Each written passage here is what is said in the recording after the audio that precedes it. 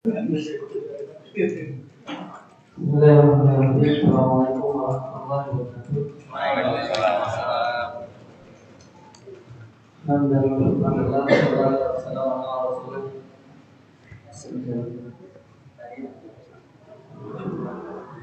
alhamdulillah, syukurillah, salatan wassalamu ala rasulillah, nabiyina wa habibina wa syafi'ina wa qurrati a'yunina sayyidina wa maulana Muhammadin abdillah sallallahu alaihi wasallam wa ala alihi wa ashabihi wa mawalah, ma ba'd.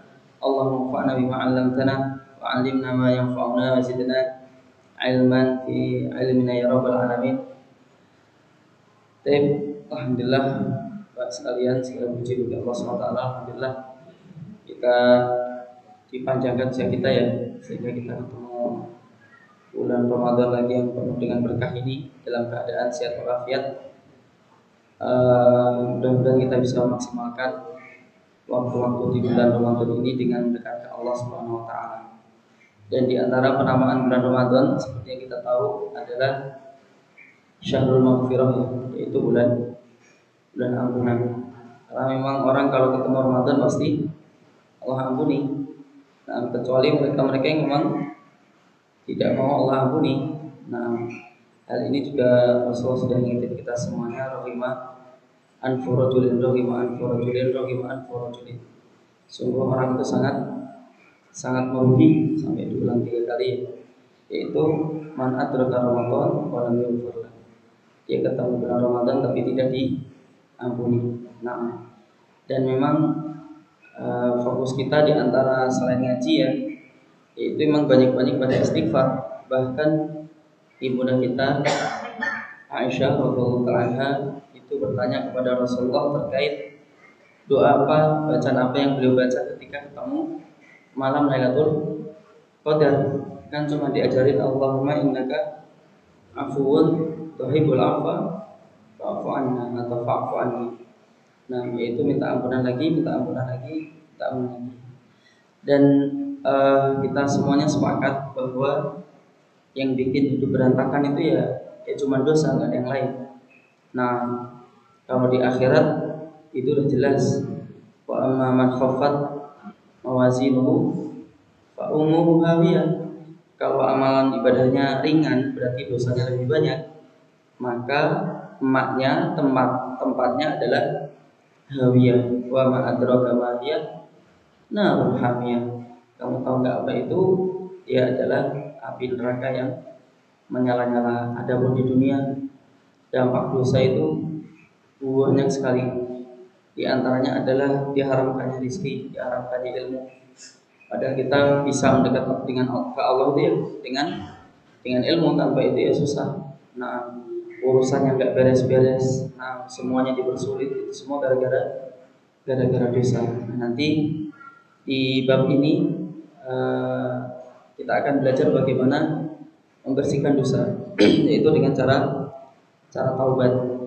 Dan ketika Rasulullah menafsirkan ayat kalla bal rana ala qulubihim ma kanu yaksibun, kita semuanya juga sudah tahu bahwa ketika orang berdosa itu di hatinya, kata Rasulullah, itu tertempel noda hitam. Semakin banyak dosanya makin tertutup, sehingga cahaya hatinya itu gelap. Rasanya susah untuk dapat hidayah, makanya harus taubat. Dia bisa dihilangkan dengan cara taubat. Nanti kita akan belajar sebab-sebab kenapa orang itu berdosa. Nah, kita habiskan dulu ini. Walihada qala Nabi. Sampai sini ini berarti dan wa fil hadits anna Rasulullah sallallahu alaihi wasallam qala inna Allah yaqbalu taubatal 'abdi ma lam yughargir. Jadi Allah itu pasti akan mengampuni taubatnya seorang hamba selama dia belum ngorok, dalam arti nyawa itu belum sampai kerongkongan. Jadi ketika dicabut baru sampai perut pun, nah itu dia masih dapat ampunan Allah SWT ketika istighfar. Tapi kalau udah sampai sini udah nggak bisa. Jadi kalau jangan pernah nungguin orang yang mau meninggal, itu kan ya, nah terakhirnya itu begitu. Karena ketika nyawa ditarik, karena memang nyawa itu ada akarnya Bapak. Jadi ketika ditarik gini itu nanti kakinya berhenti dulu, sudah dingin, sudah nggak bisa gerak. Semakin ditarik, semakin nafas itu semakin berat. Jadi kita nggak bisa, udah nggak bisa. Nah nanti ketika sudah sampai kerongkongan, nah tobat itu, pintu tobat sudah Allah tutup. Selama belum itu, nah maka pintu tobat itu masih terbuka lebar. Nah, dan kemarin juga sudah dijelaskan bahwa orang kalau bertobat pasti Allah terima tobatnya. Kalau orang bertobat pasti Allah terima tobatnya. Wal ahaditsu fi dzalika katsirah. Hadis-hadis tentang tobat itu banyak sekali. Faslun, sekarang kita pindah bab fi bayani aksami adzunub, penjelasan tentang pembagian dosa. Nanti kalau kita sudah tahu ini, cara menghindarinya itu lebih terprogram. Nah, jadi mohon maaf Bapak, jadi syariat kita itu kan semuanya prosedural ya. Jadi memang ada prosedurnya. Orang itu sebenarnya kalau kita mikir ya, orang kalau berdosa ya sudah langsung masuk neraka gitu kan. Udah orang, atau misalnya pahalanya banyak ya sudah masuk surga saja tanpa melewati tanda-tanda prosedur kiamat. Enggak, syariat kita itu semuanya prosedural. Nah, jadi kalau kita tahu prosedurnya nanti insya Allah enak. Nah demikian juga masalah dosa. Kita kalau tahu sebab-sebabnya, cara ngilanginya pun juga insya Allah lebih mudah. I'lam, ketahuilah, anna lil insani akhlaqan wa awsafan katsirah. Ketahuilah bahwa manusia itu punya akhlak dan punya sifat-sifat yang banyak sekali. Nah, disebut akhlak berarti dia itu biasanya dihadirkan dari luar. Nah, kalau sifat-sifat itu memang sudah ada dalam dirinya. Misalnya kayak syahwat, itu ketika kita lahir dari perut emak kita itu sudah ada syahwat, itu sudah ada. Nah, sudah Allah benamkan. Tapi kalau berbohong itu tidak ada. Nah, sifat berbohong itu bukan bagian penciptaan kita. Kalau ada orang pintar berbohong, itu dia menghadirkan sifat luar, akhlak luar ke dalam dirinya, seperti itu. Lakin tanhasiru masaratu adzunubi fi arba'in sifat.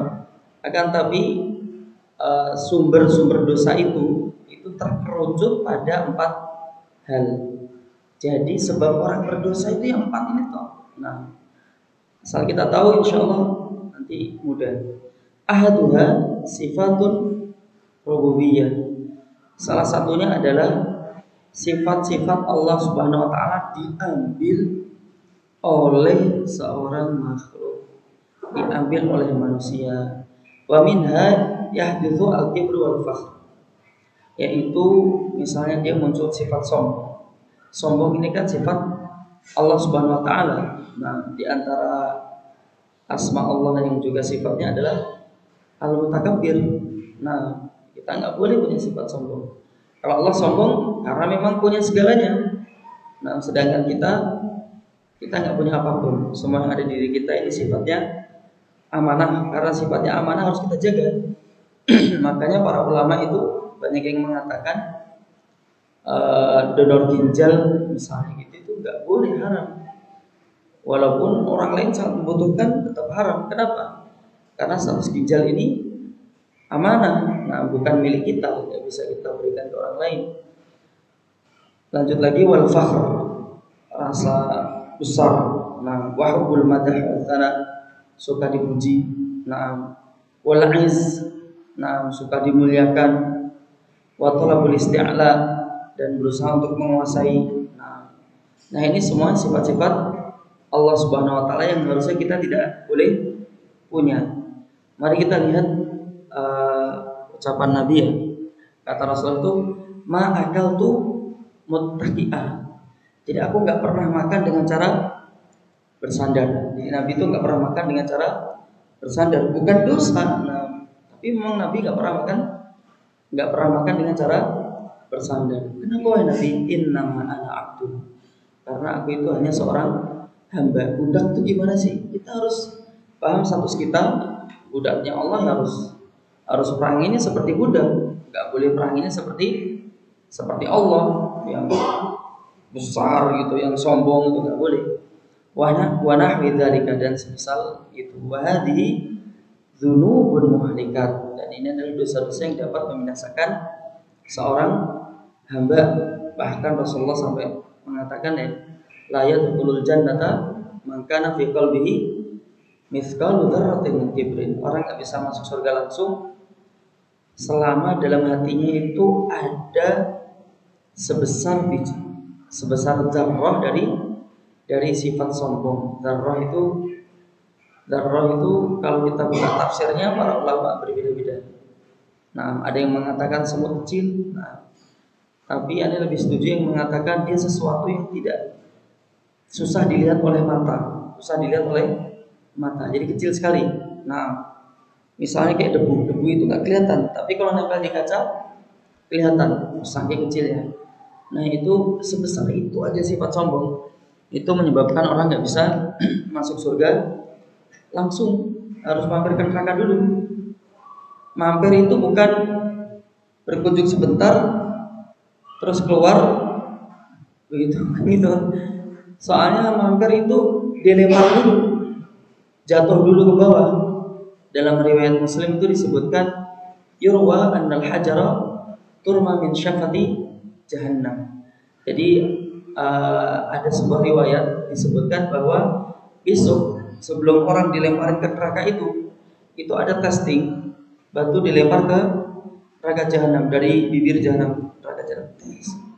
Nanti dia melesat. Fayahwi sab'ina kharifa, lalu dia melesat selama 70 musim gugur, 70 tahun maksudnya. 70 tahun. Nah, wala yudriku laha fa'ra, enggak jelas kedalamannya berapa. Masya Allah. Dulu waktu kita kecil kan, kalau ngeliat sumur 15 meter ambil batu dijatuhin, hanya beberapa detik sudah plung, tek plung, padahal 15 meter. Lah kalau 70 tahun nggak tahu dalamnya seberapa. Dan Nabi nggak menjelaskan loh ya, itu 70 tahun hitungan dunia apa 70 tahun hitungan akhirat. Nabi nggak ngomong. 70 tahun hitungan dunia aja lama banget. Usia kita aja, wallah alam lah, sampai 70 udah alhamdulillah banget itu. Nah, tapi kalau 70 tahun hitungan akhirat kan lebih lama lagi. Konon satu harinya 1000 tahun. Masya Allah. Itu apa? Melesat gini aja itu, nggak jatuh-jatuh. Makanya sifat-sifat ini harus benar-benar kita hilangkan. Wa ba'dun nas, dan sebab orang sombong itu biasanya yang kita tahu ya, ini kan sudah pernah kita bahas. Sebabnya karena nikmat. Nah, sebabnya karena nikmat yang Allah berikan kepada kita terus membuat kita lupa gitu, enggak kita syukuri, malah buat sombong-sombongan. Entah nikmat rupawan lah, atau nasab yang bagus, atau harta yang banyak, atau otak yang jenius, atau kedudukan di masyarakat, atau apapun itu. Wa ba'dun nas yaghfalu anha, sebagian orang itu lupa, fala ya'idduha dunuban, dia mengira itu bukan dosa. Senang dipuji itu dia mengira bukan dosa. Syariatnya itu bagaimana Pak kalau kita dipuji? Kan diminta oleh Rasulullah itu untuk apa? Ditabur pasir ya. Nah, ada satu kisah, seorang sahabat itu dipuji oleh seorang tabi'in, langsung ambil pasir dilempar. Kemudian kata tabi'in tersebut, mahlan ya sahabi ya Rasulullah, kalem salawat sahabat Nabi. Maksudnya bukan gitu.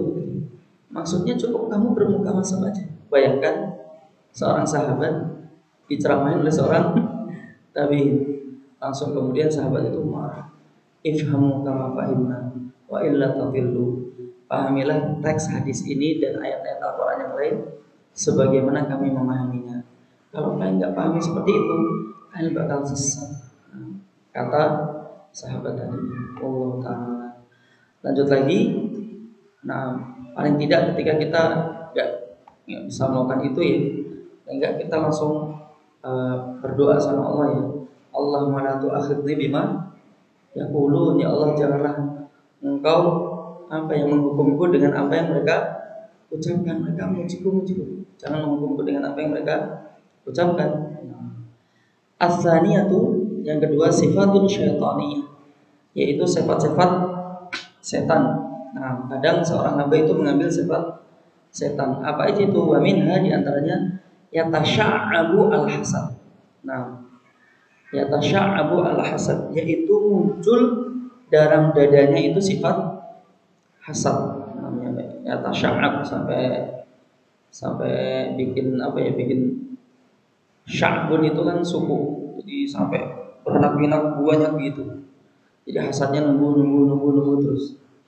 Wal baghyu, kemudian sifat al baghyu itu membangkang. Nah, sifat hasad, sifat bangkang. Wal hiyalu, sifat nipu itu. Wal khida, hiyal itu tipu muslihat, khida itu benar-benar nipu. Wal makar. Nah, wal ghish itu dengan bohong. Bedanya apa? Kalau bohong jelas ya, kalau ghish itu tidak kelihatan, dia terlihat jujur tapi hakikatnya bohong. Dia terlihat jujur tapi hakikatnya bohong. Misal ya, dulu saya pernah diajarin orang, tapi ilmu jahat. Nah, ketika naik taksi gitu di Jakarta, diajarin bagaimana cara jualan mobil dan suara mobil itu masih terdengar enak padahal mobil mesinnya sudah rusak. Katanya ambil pisang hijau kalau nggak salah terus di blender, ya, jadi begitu terus ditaruh di apa ya, di mesin apa di oli atau apa gitu, nanti suaranya enak. Nah itu kan dia ghish ya, nggak kelihatan bohongnya. Nanti orang akan tahu ketika sudah dipakai berapa lama gitu. Ternyata mesinnya sudah bobrok. Nah itu ghish itu kira-kira begitu. Nipunya halus. Wan nifaq, sifat munafik. Wal amru bil fasad, dan memerintahkan untuk bikin kerusakan. Wa nahwi dzalika, dan semisal. Memerintahkan untuk bikin kerusakan itu misalnya bahwa hal yang kecil aja, ngajarin anak untuk pelit. Biasanya anak itu fitrahnya itu dermawan. Nah, sifat-sifat baik itu sudah ada di sini sebenarnya, di jiwa anak itu. Jadi kalau punya apa itu pengen berbagi. Dia pelit itu diajarin itu. Saya bukan nuduh orang tuanya ngajarnya. Nah, sifat pelit itu karena memang diajarin. Nah, sifat pelitnya diajarin. Nah, kadang masa bagi-bagi atau apa kayak gitu. Nah ini termasuk mengajarkan kerusakan. Paling enggak kerusakan pada saat si anak itu nanti tumbuh besar jadi orang pelit, akhirnya begitu. Nah, dulunya diajarin. Wa nahwi dzalika, dan semisalnya. Dua lagi. As-salisatu, sifat yang ketiga, as-sifat al-bahimiyah, yaitu sifat binatang. Sifat binatang diambil oleh seorang hamba. Wa minha yatasya'abu asyarru wal hirsu ala qada'i syahwati al-batni wal farji. Di antaranya adalah munculnya sifat buruk, sifat tercela, dan tamak untuk selalu menunaikan syahwat perut dan yang di bawah perut. Ini kalau apa ya, kalau benar-benar dimunculkan tuh jadi orang itu jadi kehormatannya tuh hilang. Nah, entah syahwat perut, kenyamanan. Jadi apa ya, saya tuh pernah, mungkin tak ceritakan ke antum ya, pernah di daerah pesisir. Saat itu lagi main begitu, ada dua nelayan itu berantem bener itu loh Pak. Mungkin sampai dilihatin orang, mungkin sampai mau pukul-pukulan. Tak tungguin itu gak selesai sampai tak tinggal pas saya lihat orang ribut itu. Nah, dua nelayan berantem gara-gara yang satu itu ambil bagi hasil tuh lebih banyak. Lebihnya cuma 10.000, saya masih ingat cuma 10.000. Nah, padahal perjanjian harus dibagi rata. Yang ngambil lebih itu beralasan karena kerjaku lebih banyak. Masya Allah. Nah itu kan perlu dilihat. Ya Allah. Nah, jadi maaf ya, jadi terlihat menjijikan ketika orang terlalu tamak tuh, kalau dilihatin kan jadi menjijikan. Nah ini jangan sampai seorang hamba itu mengambil sifat binatang. Kata Rasulullah itu rezeki kita sudah Allah bagi. Dan kata Nabi kan kita dinasihati fa'asinu fit talab, maka cara apa ya, cara mengambil rezeki itu dengan cara yang baik. Fa yatasha'abu min dzalika az-zina, maka akan muncul sifat zina. Bahkan lebih dari itu wal liwatah, dan liwat. Anis pribadi itu kurang sreg dengan istilah liwat aneh pribadi ya, karena ini diambil dari kata Lut. Lut itu Nabi Lut itu nggak ikut itu, tapi kaumnya itu disebut Luti, liwat. Aneh lebih sering itu ya malu amana qaumi Lut, agak panjang sedikit ya. Tapi aneh nggak bermaksud memprotes ulama. Mereka melakukan perbuatan kaumnya Nabi Lut. Nah, jangan tahu cerita detailnya Pak, bagaimana mereka bisa begitu. Nah, kenapa mereka bisa istilahnya apa ya, mendatangi laki-laki? Itu terjadi kan di kaum Sodom ya. Kaum Sodom itu di mana Bapak? Di Lebanon, masih negara Arab ya, di Lebanon. Itu kan orangnya begitu kan Pak? Orang-orang Kan'an itu kan Lebanon, Suriah, Yordania, Palestina itu kan orang-orang Kan'an ya. Jadi kan putih begitu kan ya. Nah, sedangkan Nabi Lut itu bukan orang situ. Nabi Lut itu dari dia itu keponakannya Nabi Ibrahim. Dia dari Babilonia. Itu memang melahirkan banyak apa istilah, banyak ulama Nabi lah di situ, banyak Nabi. Tapi setannya juga di situ. Namrud kan di situ ya. Namrud kan di situ. Sampai Allah kirim Nabi ke kaumnya Nabi Lut, dan mereka paham bahwa itu Nabi. Nah, singkat cerita, mereka itu dulu orang yang mendekat ke Allah. Terus mereka itu sangat dermawan. Nah, singkat cerita, setan itu merusak mereka. Iblis langsung terjun Pak, iblis itu.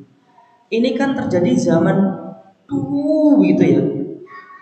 Jarak antara Nabi Ibrahim dengan Nabi Musa itu mungkin sekitar 1000 sampai 3000 tahun. Jarak Nabi Musa dengan Nabi Isa mirip-mirip juga. Nabi Isa dengan Nabi Muhammad sekitar 600-an tahun. Jadi jauh banget.